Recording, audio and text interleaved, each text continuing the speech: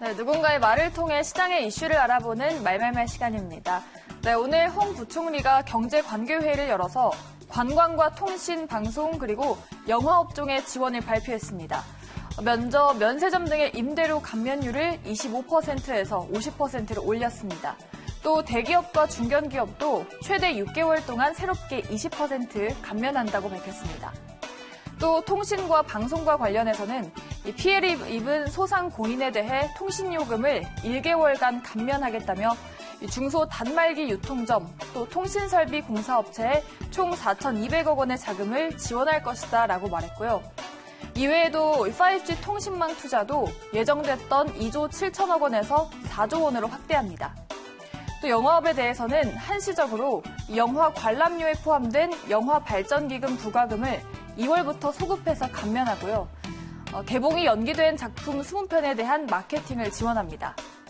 특히나 더 큰 어려움과 고통을 겪고 있는 자영업자, 소상공인, 한계 중소기업과 매출 타격기업, 그리고 수출기업에게는 힘든 시기를 잘 견딜 수 있도록 추가적으로 대책을 모으겠다며 고용시장에 대한 선제적인 대책 방향과 비대면 산업 육성 등도 함께 논의하겠다고 밝혔습니다. 다음은 미국의 이슈입니다. 미국의 재무장관도 정부 차원에서 지원책을 내놨습니다. 이 G2로 불리는 미국과 중국 모두 실업 공포에 휩싸인 가운데 해고 사태도 일어나고 있습니다. 지금 미국의 3월 셋째 주 신규 실업수당 신청은 328만 건, 무려 12배나 폭증했습니다. 전문가들은 이번 달 넷째 주도 350만 건으로 또 늘 걸로 예상하고 있고요.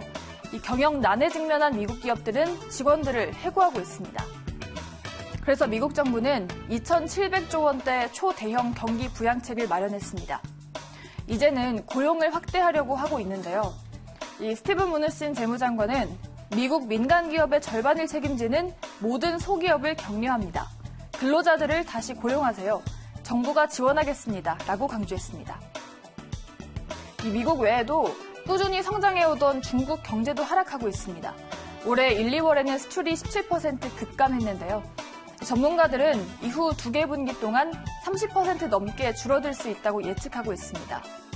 또 올해는 1분기 성장률이 마이너스 9%까지 떨어지고 수출기업 근로자가 1,000만 명 넘게 실직할 수 있다고 경고했습니다.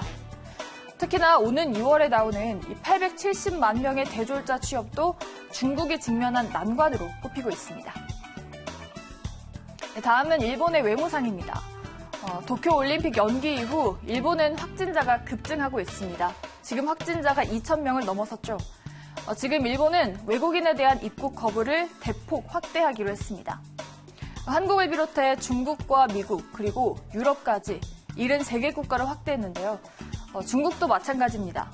북미에는 미국과 캐나다, 유럽에서는 영국과 그리스가 추가돼서 유럽은 사실상 모든 나라가 입국 거부 지역으로 지정됐습니다.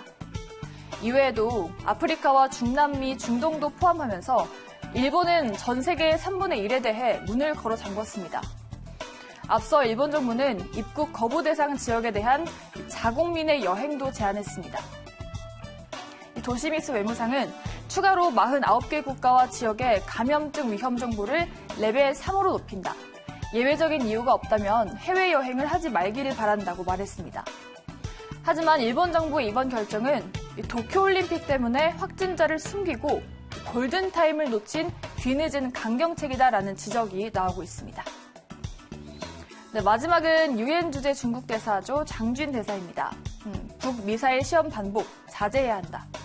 네, 북한 올 들어 4차례에 걸쳐 동해 방향으로 발사체를 시험 발사했습니다. 이에 따라 이 유엔 안보리가 북한의 이 발사체 시험을 비난했습니다. 어제 유엔 안보리는 비공식 화상회의를 가졌는데요. 이후 성명에서는 북한이 탄도미사일 기술을 사용하면서 반복적인 미사일 시험을 하는데 깊이 우려한다라고 밝혔고, 여기에 더해서 북한이 작년 5월 이후 모두 17차례에 걸쳐 시험을 강행했다며 이는 도발적인 행동이다라고 밝혔습니다. 또 북한의 이런 무기 시험은 탄도미사일 개발과 보유 확대 노력을 계속하고 있는 걸 보여주는 것이다. 북한은 핵무기 개발도 지속해오고 있다라고 하면서 대북 제재 유지가 필수적이다라고 강조했습니다. 이런 가운데 일본은 중국과 러시아는 대북 제재를 완화해야 된다는 기존 주장을 되풀이했다라고 전했습니다. 다만 이와 반대로 장진 중국 대사는 코로나가 확산되고 있는 중에는 도발적인 행동을 자제해야 된다며 북한의 연이은 발사체 시험에 불쾌감을 표시했다고 합니다. 네, 이렇게 오늘도 코로나 관련한 경제 이슈 4가지 모두 알아봤습니다. 지금까지 말말말 함께 하셨습니다.